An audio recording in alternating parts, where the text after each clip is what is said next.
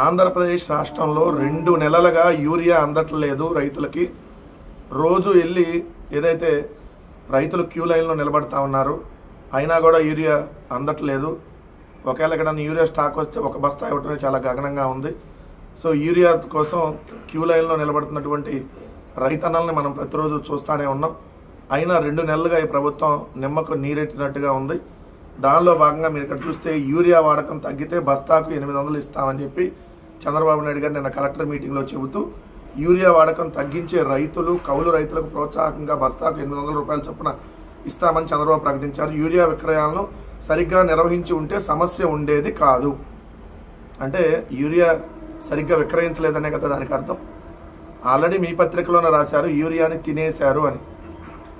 Urea ఏదయ్యా అంటూ హెడ్డింగ్లు పెట్టారు. Urea June July కాలంలోనే ఎందుకు అయిపోయింది? జూన్ జూలైలోనే ఎందుకు అయిపోయింది మొత్తం? కొన్ని అసలు ఏప్రిల్ మే నెలలో కూడా కొన్నట్టుగా రికార్డులు ఉన్నాయి. ఎవరు కొన్నారు? ఏ దళారుల చేత కొనిచ్చారు? ఎందుకు బ్లాక్లో అమ్ముతున్నారు?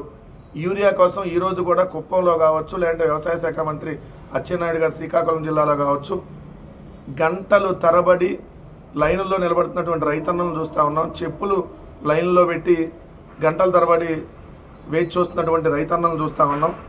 సో యూరియా దొరకట్లేదు అనేది వాస్తవం. చంద్రబాబు నాయుడు గారు దానికి సంబంధించి యూరియా విక్రయాలు సరిగ్గా నిర్వహించి ఉంటే సమస్య ఉండేది కాదంటే సరిగ్గా నిర్వహించలేదు. పంది కొక్కుల్లాగా తెలుగుదేశం నాయకుల చేత మెక్కిచ్చేశారు చంద్రబాబు నాయుడు గారు. మీరే